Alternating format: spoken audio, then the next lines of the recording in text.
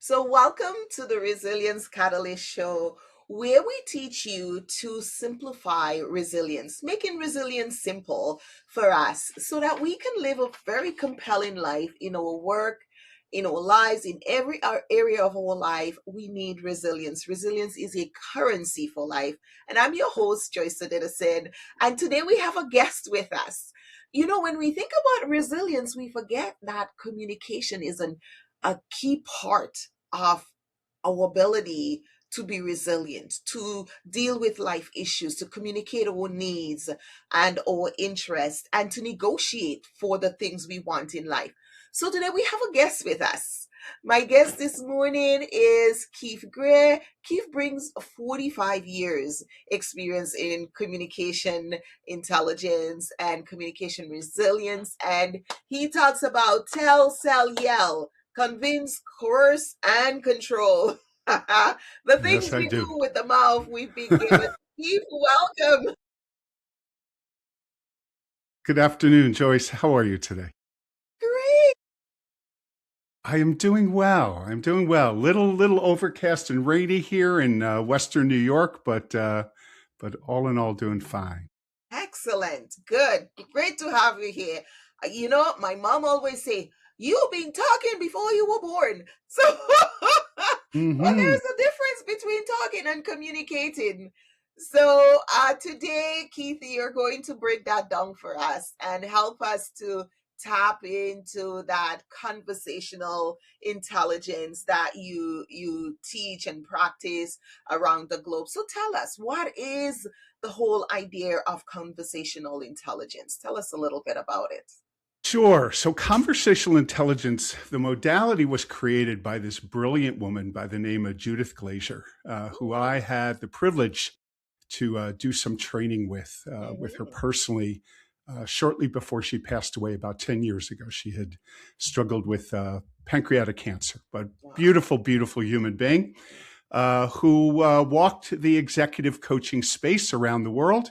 Yeah. And she became enamored with how we use conversation to address just about everything that has to do with us interacting as human beings. So, an example would be we love to talk about culture, right, in the workplace.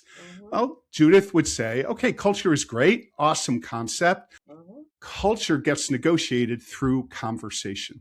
Yes, it does. And what she brought and what flew off the page at me and attracted me so to this work is that she built this modality on the latest and greatest in the neuroscience world. So what Judith was really interested in is what exactly, like right now between you and I, what exactly goes on in the conversational patterns, strategies, the words we use when we interact with other human beings that causes other people's brains to either say, one, ooh, I like this person. I can trust them. I feel safe. I feel included. Or they're interacting with me in a way that has kicked in that billion-year-old fight flight because I perceive them as threat.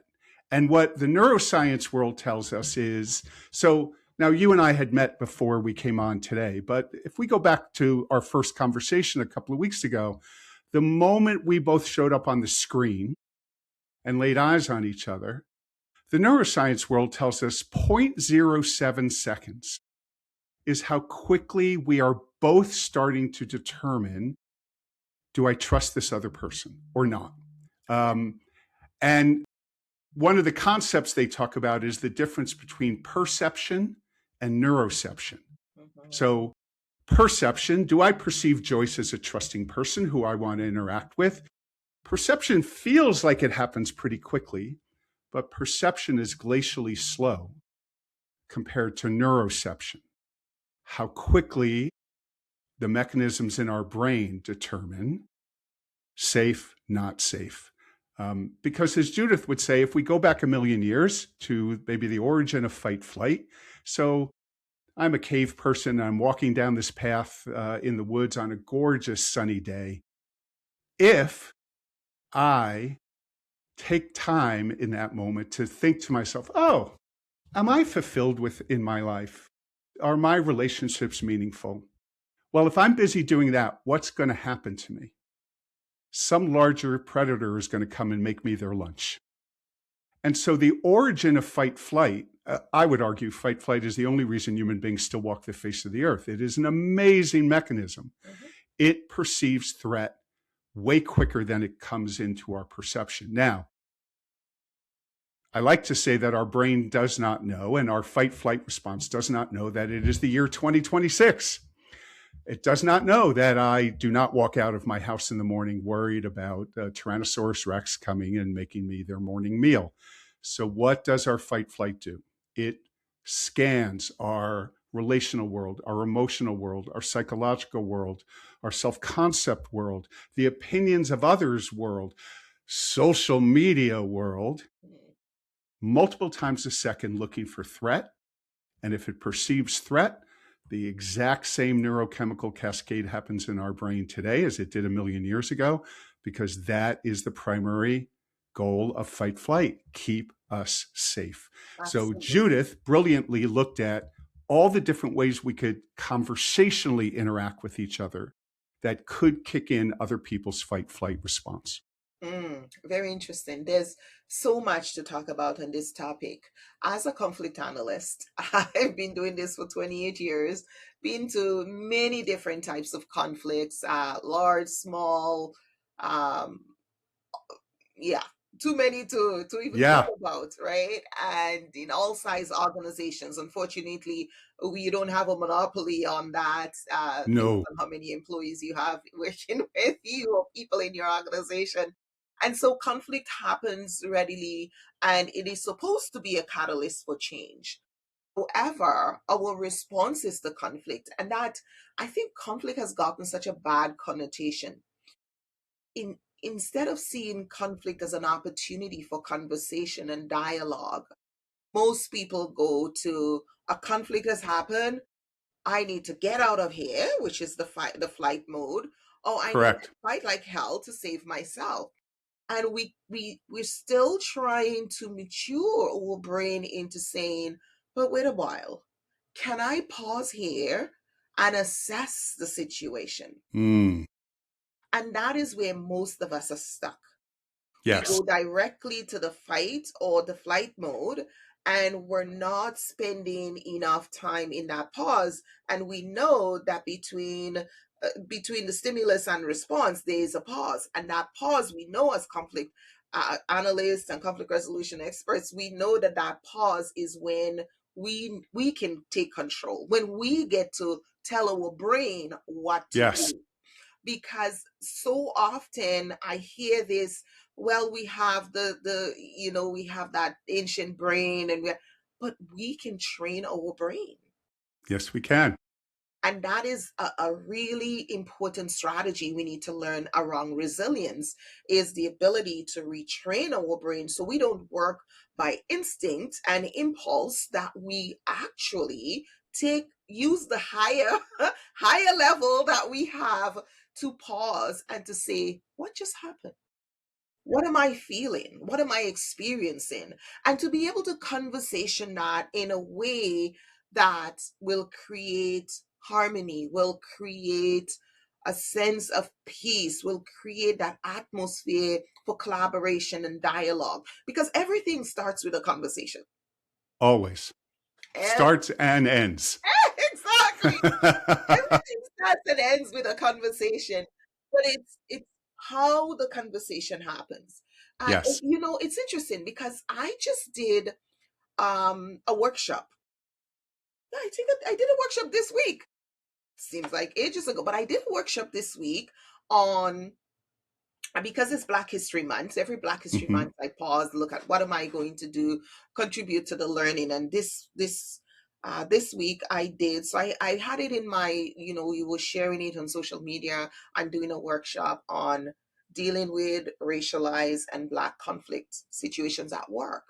Mm. Because what I've noticed as a conflict analyst is that when those conflicts arise, which they normally do, conflict happens among all people, but there is a certain um, mental pattern that happens for leaders and for employees. And I want to help break that because I spend a lot of time going in and dealing. I was like, okay, I want to help to create some awareness so people understand these are normal, these are natural, and here are some traps you can get into, here are some pillars you can apply.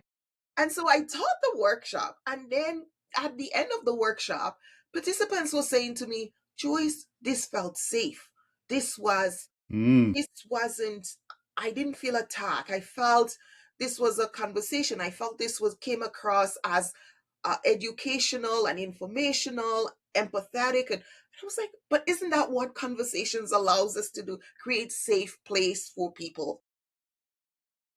Yes, but I would have to guess, and I don't know if you asked this person this question when she gave you that wonderful piece of feedback.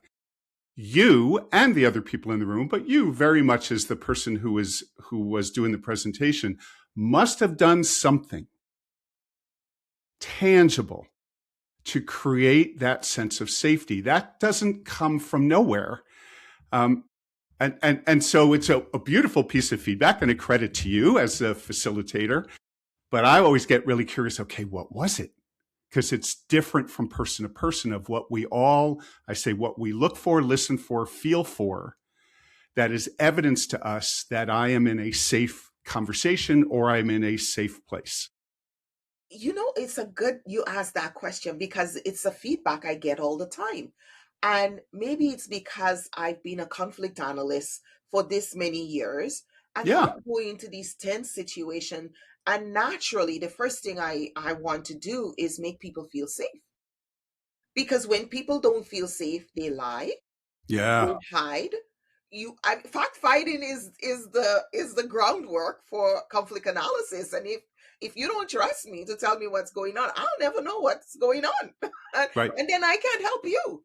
Right. Right. So we both are stuck, right?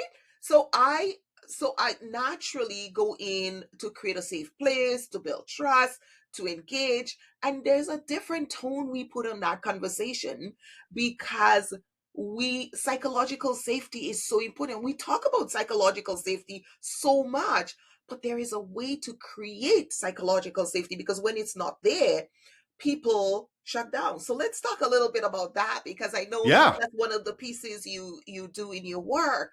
Because Yes. when a lot of people hear about psychological safety, but it's so out there Yeah. and Yeah. it's not tangible. So let's try and make it more tangible for them when we talk about that whole conversational intelligence. Sure. Sure. So here's one of the concepts that I think about and I use in my coaching with leaders, and I call it having a conversation about the conversation. Mhm. So there's a company here where I live that I do a lot of coaching and training for, and they're a very high-end optics company, not eyeglasses like Department of Defense, NASA kind of optics. And they have an entire department that does what they call process right. So when they have to create a new optic, there's a department that literally writes down every single step they use, what the engineers tell them to create this so that the next time they can pull out that process and say, oh, okay, we know how to do this. So I've just come to think about conversations in the same way, right? How would you and I, or whoever I am in a conversation with, process right what needs to happen between you and I for both of us to feel a sense of trust, a sense of safety, a sense of being included? Because, by the way, just really quickly, in the world of psychological safety, one of the most painful psychological experiences, some would say the pain is equivalent to physical pain, is a sense of not being included. Incredibly painful for us human beings, incredibly painful for us human beings. So what a conversation about a conversation could be is sitting with someone who, let's say you and I work at the same place and we know we're going to interact a lot. Mhm. We could sit down and we could have a conversation about what trust and safety and inclusion looks like, sounds like, and feels like. How will we know what's going on between you and I? If you and I get into conflict, we disagree, how would we like to do it in a way that allows the conflict to happen? Because there's nothing inherently wrong with conflict, but we can do it in a way where we know we still really respect each other. We want to hear what each other has to say. How do we, because this is such a human thing, in the conversational intelligence world, we call it the addiction of being right. Mm-hmm. And it's that person in a meeting. We've all been in the meeting with this person who is sitting at the table, banging on the table. I'm right. Of course. I'm right. Right. And we know the other side of that message is you're wrong. Yeah, Right. absolutely. How do we keep an eye on our addiction to being right? What else do we each bring into the room from our own histories? So I have a feeling you do this in your work. I know I do it in mine. I have an expectation with the clients I work with that they are going to be open to looking at themselves, looking at their history. I don't want to turn this into therapy, but I do have a family therapy background, maybe even a little family of origin, because what are the things, the ways of being, the attitudes, the assumptions, the experiences that I bring into the room when I'm in conversation with you that maybe get in the way, past judgments, who you remind me of, things like that. So simply, I had a conversation a couple of weeks ago with a leader I'm working with, and we were talking about a lot of this. And he turned to me, and I really enjoy this person. He said it with a bit of a sense of humor. He said, Keith, these strategies you have sound great, but they take a lot of time. And I turned to him with a smile on my face and said, yeah, you tell me, how many conversations do you find yourself in, especially in the workplace, that end up being a waste of time because they don't produce what you wanted or somebody else wanted, or there wasn't even agreement in the room about what anybody wanted the outcome to be. So simply having that kind of conversation, which could be 5-10 minutes, that could set you and I up moving forward for our conversations to be productive, for our conversations to be win-win. We both want this to be good. It is time well worth spent. You know, I like you, I'm a master certified coach, and I went into coaching because I needed a tool, a process to transform high conflict behavior, right? And that was my attraction to coaching. And I was doing it even before I knew the whole term of coaching. We've been around for a while, and then went in, got my coaching all the way up to my master certified coaching certification. But when I work with leaders, they always say that to me, Joyce, it is so much time. I don't have this time. And I said to them, if you could put away $20 a week and turn around in a year and have $100,000 by compound interest, would you not jump on it? And they're like, Yeah. oh, why? Why not? I said, that's Right. exactly what you're doing when you are coaching your employees, because you're investing in them. That means they are now developing autonomy. So you're not repeating So yourself. important. You're not repeating yourself. You don't have to say the same thing 5, 10 times. There's nothing more irritating as a leader to tell somebody the same thing over and over again. It feels like you're stuck record. You're saying the same thing. But we've been here before. We've had this conversation before. We've corrected this before. We spoke about this before. What happened? Right? And it's bring your notebook. Put on the recording. Like let's not have this conversation again. And this is what coaching almost eliminates. Yes. Because it creates that awareness for employees. What did you think you did well? What did you like about the result you got here? Where do you need to improve? Now they're thinking, instead of you telling them, you've done this, I don't want you to do this, you shouldn't do that again, because you are the one who's passionate. And when leaders come to me sometimes, and I have to say to them, I only coach the person in the chair.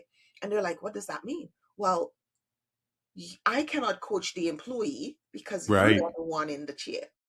Right. I'm coaching you about how you respond to the employee, what you say, how this was triggered, and where you go from here. If the employee came to me, I would coach the employee.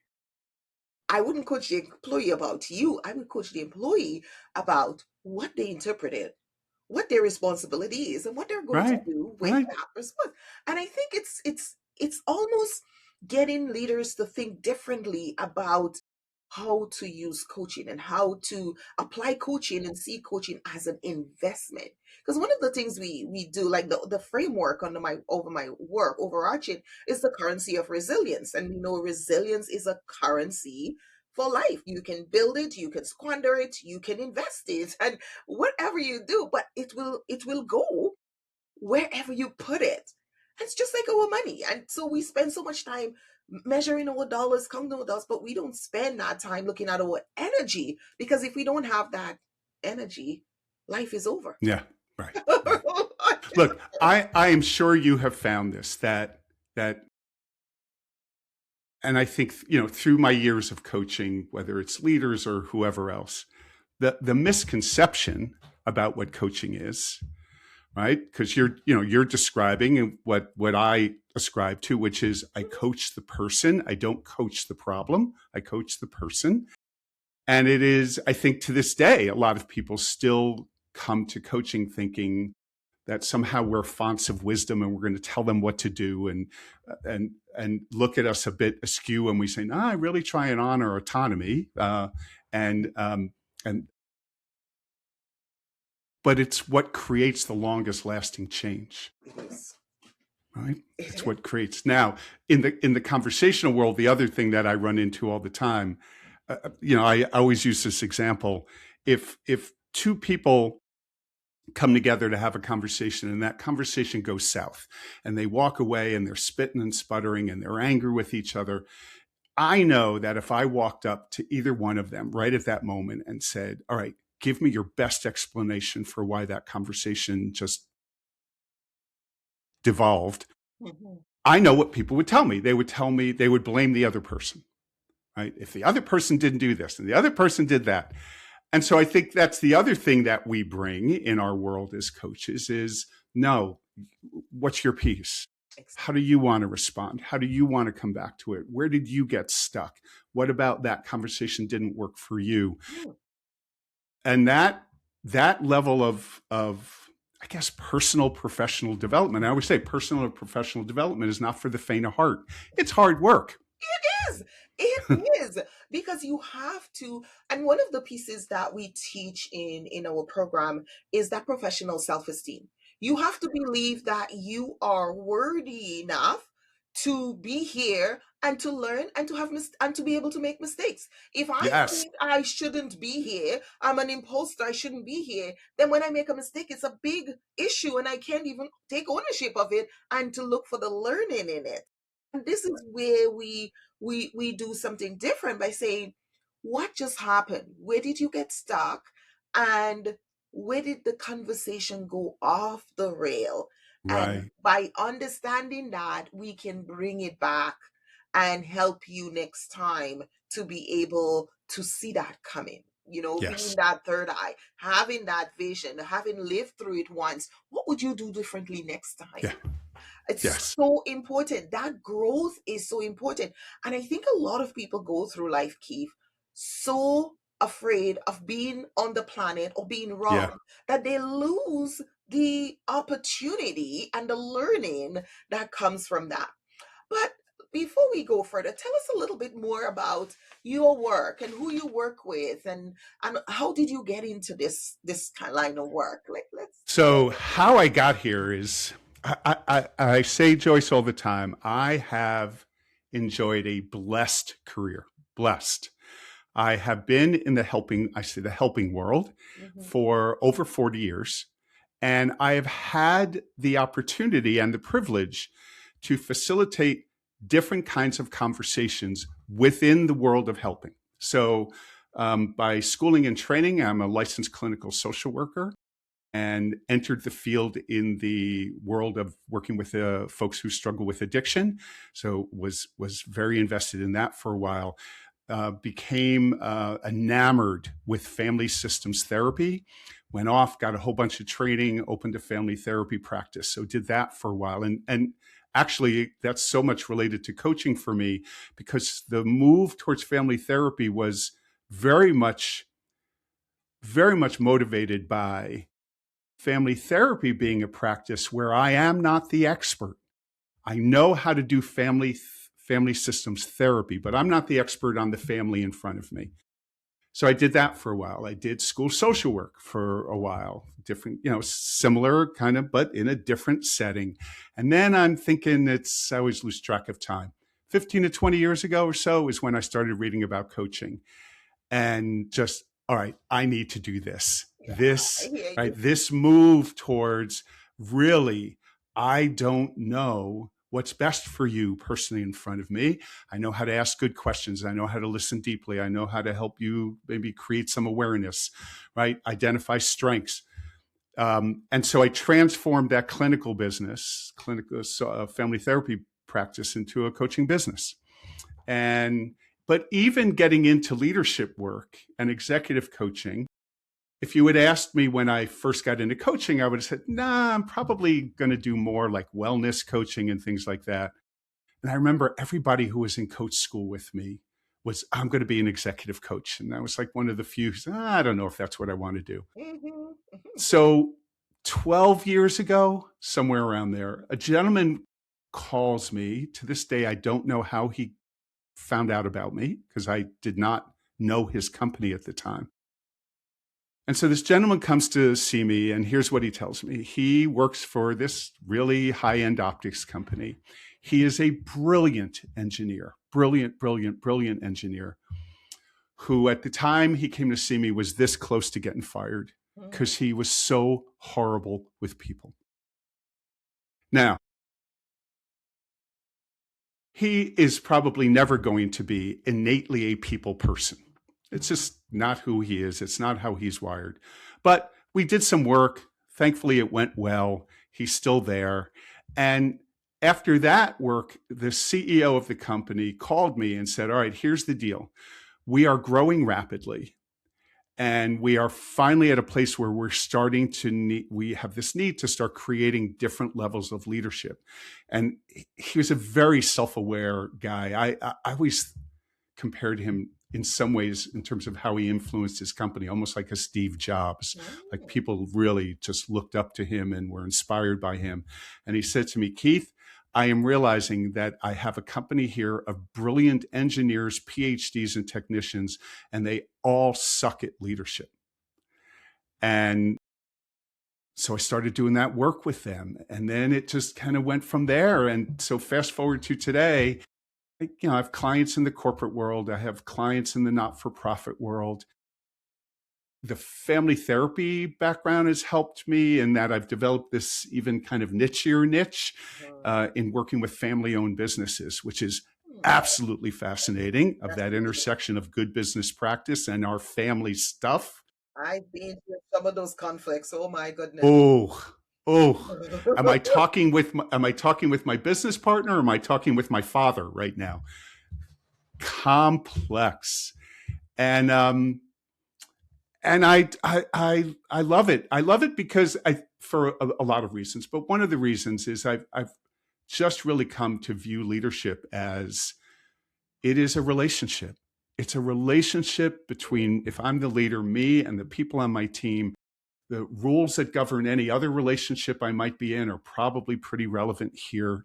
How I treat people, how I talk to people, how I see the best in people, how I voice appreciation and value, because we know what the research tells us as to why people leave jobs. It's not usually compensation. It's I don't feel appreciated and valued. Just I'm blessed. I'm privileged to do this work and have a handful of clients who I really enjoy. They seem to like what I do, so that's good. And everybody has stories of working for somebody who wasn't very good at being a leader. And that's across industries. Across industries.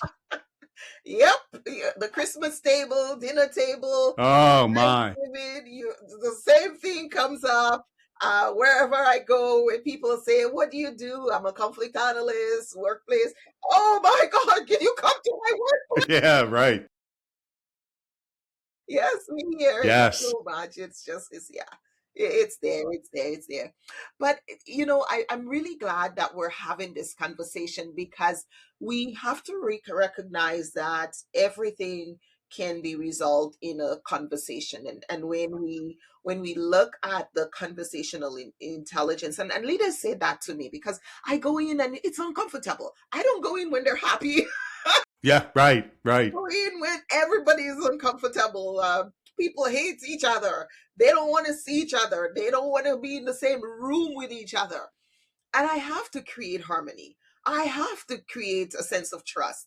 I have to give them confidence and hope and help them to see beyond their situation. So it really does lend itself to using conversational intelligence to move them from where they are to where they need to go and helping them. So this is something I do, and I see the difference it makes because I Mm-hmm. will hear comments. I remember working with a leader in the winter, and she said to me, "The words you use, the phrases you come out with, it just changes the energy." And I'm like, "Oh, it's very intentional." I'm saying to Yes, myself, yeah. I was like, that is what I'm here to do. I wouldn't be doing my job if I wasn't doing it. Because you have to remember that when people are in discomfort, most of the times they either shut down or they're yelling, right? And you've been there. So giving them the opportunity or the learning and demonstrating the ability to practice conversational intelligence, to listen with empathy, be willing to collaborate, to fully listen, to understand, to Mm-hmm. appreciate, to value. A lot of these things get thrown out the window when a conflict happens, and sometimes it's not necessarily that they had it before, but it just exacerbates it. Right, So, right, right, right, right. so Keith, if we have someone looking right now, watching this conversation, and they're hearing us talking about this conversational intelligence, they're going through a difficult situation, or they need to have a conversation at work. Yeah, And what are some tips that you can share with them that they could apply to get that into their real work and life? yeah, yeah, yeah. So I think the first thing, look, obviously, if they can work with a coach or somebody who can help them, great. If that's not available, so there's a saying in the conversational intelligence world, and it says one of the greatest mistakes we make in conversation is when we assume shared meaning. Right. So again, I'll use you and I right now as we're having this conversation. I'll speak for me. Every word that is coming out of my mouth is wrapped in meaning that I assign to that word, to that phrase, based on my 66 years of life, seeing the world through my eyes and my eyes only. Hmm. What we do in conversation is, so in the conversational intelligence world, we would say in a conversation, the importance is not the meaning of the words from the speaker's mouth. The importance is when the words cross the room and land in the listener, what meaning they assign.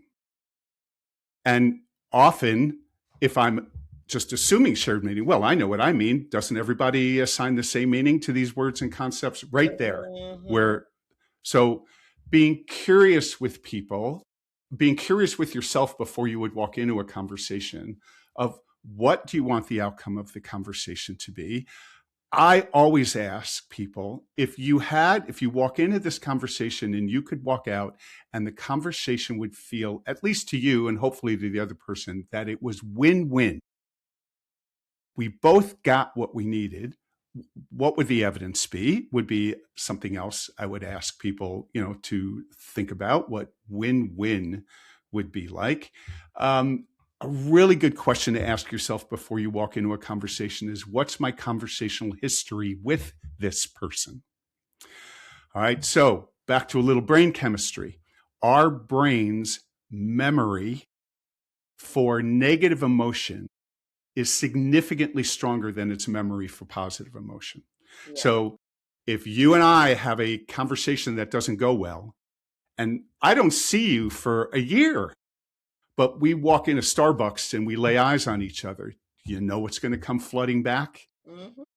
That Joyce, I remember it was a year ago, but here's another piece that we know in the neuroscience world. Yeah. Yeah. I would be telling my friend, a year ago, Joyce said this to me and Joyce said that to me. Mm-hmm. Here's what we know. Our memory of what we each said is horrible. Yes. What's really good is our memory of how we felt.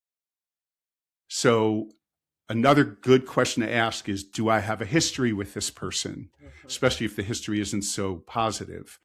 That how do I want to think about that? How do I want to address that?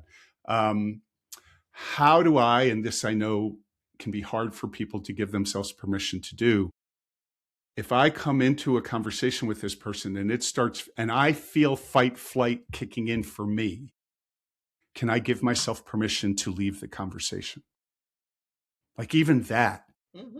because the minute fight, flight is in the room for one or both parties, it's a waste of time. So can I just say, all right, I need to back up.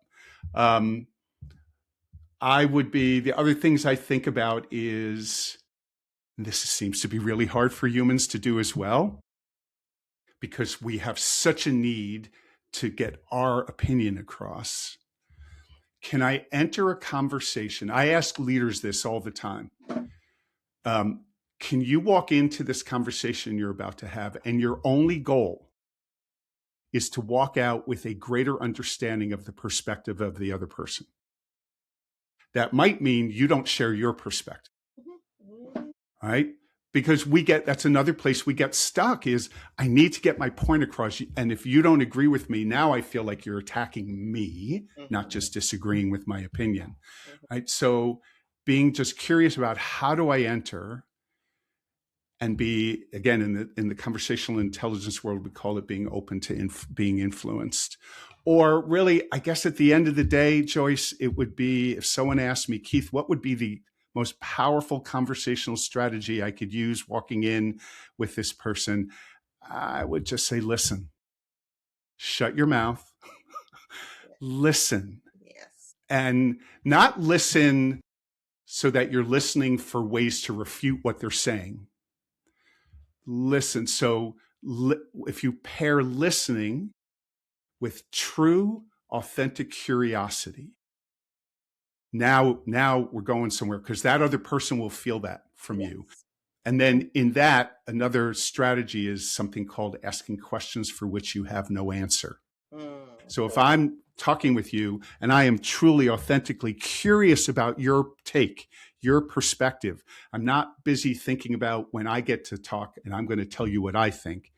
I'm going to ask you questions, good open-ended coach-like questions. Yes. Because I want to learn more. I'm open to being influenced. Oh, maybe I will change my opinion a little bit. But too often, most human beings enter conversations and their goal is, I'm going to get my point across. And that's kind of my primary goal. And boy, all we have to do is look around our world today. Leadership, the highest levels of political leadership, for demonstrations of horrendous listening, horrendous conversational strategies. It's just a whole lot of yelling at each other. And yeah, it's unfortunate. It's very unfortunate. Yes. There was a time that we could look at leaders for high morals and values, and yes, we don't could. have that in society anymore. So I'm really grateful that we're having this conversation now, and it really coincides with my work, because what I see is a lot of broken people, what I call a resilience deficit. People who don't understand who they are, why they're here, what their purpose is, and their impact. And so that drove the whole push into creating the 9 dimensional resilience method, the whole framework on currency of resilience, where we look at your spiritual wellness, your social, emotional, occupational, beautiful, intellectual, environmental. Then we look at the financial, the physical, and the interpersonal. Because, I'm still surprised, because I started teaching this back in 2006. And I'm always surprised when I go somewhere and people say, oh, are there 9 dimensions? I was like, I take it for granted. And when you talk about not remembering that we don't all have the same interpretation of the world. Right. And but we have to get to a place where we're well enough to be able to listen to others. Because Yes. if I am empty, growing up, my parents would say the empty vessels make the most noise. And if I am empty and I don't have anything to offer, I feel the need to make a lot of noise because I don't want you to know that I am empty. Yes. And so Yes. we need to fill people up. We need to give people tools to fill up themselves spiritually. And I'm not talking about going to church. There's a lot of Right. empty Right. people at church. I'm talking about spiritual, and this is what we do with our with resilience platform. Is This is our fourth generation now with our we created an entire resilience hub where people can go and measure how well they're doing and understand their resilience index and truly see. And I love doing this with clients because they're in there and they're like, Joyce, I don't like my report, my numbers. How do I fix my numbers? How do I move? How do I shift? What do I need to do? And it just kept fueling my work because when we talk about things like intelligence, we talk about intelligence, it doesn't start up there. It's the little pieces that we need to build, the little building blocks. And that's why we can say things like most people, because most people don't get access. People don't get access to this kind of learning. I never forget, I had a leader that I was working with this methodology, and she had come to me because her employees had alienated. Whenever she would enter the room, everybody would run out. And she was at the point of losing her job. And they sent her to work with me. Going through this process, she looked at me and she said, why didn't anybody teach me this in my 45 years on the planet? My life would be so much better. Uh-huh. Because this is not just about when empty people go to work, they create conflict.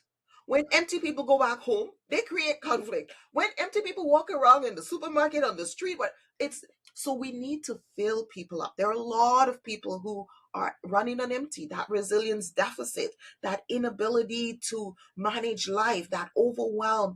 And so they're not thinking conversational intelligence. They're not thinking conflict No. resolution. They're not No. thinking. Right. They're not Right. thinking those Yeah. things. It's they're fighting for survival, and they're not at that place. And so I always believe that our work should meet people where they are and Yes. start having those simple conversation. Did you know that this particular element can transform your life? Did you know that this can help you to think clearer? And they go like, no, tell me more. Right? I Yes. love creating curiosity for people Yes. and giving them breadcrumbs and lead them to a place where they are telling me, oh, Joyce, this is very informational. I've never spent time on this before. I want to learn more because this is really where the transformation happens and where we can have impact in society. So I'm so glad that we're having this Yes. conversation, Yes. and thank Yes. you so much for being here. And if you're listening, you're watching this, Keith has some great resources. Keith, where can people find you? They can find me at keithgreercoaching.com. Email is keith@keithgreercoaching.com. Feel free to reach out. I love doing this conversation. Whether you hire me as a coach or not is secondary. I just want to jump on just one last thing you said there, because I think it is so important. I know you experience this. I do too. Is when our work, which starts with leaders in the workplace, results with our clients coming to us and saying, I got to tell you, this thing we were talking about that is helping me at work, I took it home. Right. Right. And I had this conversation with my kid or with my partner, or the conversation around the Thanksgiving dinner table went better, even though there's different political affiliations around the table. That like that just it doesn't get any better It than that. doesn't get Any better. better. It's massaging the soul. And Yes. as you said, I remember teaching. I did a big contract with our provincial government, and part of that was putting the leaders through our relational leadership program. And I remember I had them, and we were at a hotel, And I had about 25 leaders in the room. And one leader put his hand up, he felt like he needed to confess something, or he's like, I just want to let you know that I know you're teaching us this for our workplace and for our employees, but I have two sons, teenage sons, and I've been teaching these things to them. I go back and this is where I'm using it. And he's looking at me like thinking that he's doing something wrong. So I smile and I look around the room. I said, who else is in the same position? And everybody put their hand up. Everyone, every hand goes up. And I said, this is exactly why I love doing this work, because That's the it. workplace is supposed to be where we go out to hunter. Back, if you look historically, the early human went out to hunt and gather to bring home for the family. Home. That's Right. what we're doing when we go to work. We go out to hunt and gather. It's not just a paycheck. It's what am I learning at work that I can take home to help my relationship with my children, with my spouse, with my neighbors, because it is supposed to be that.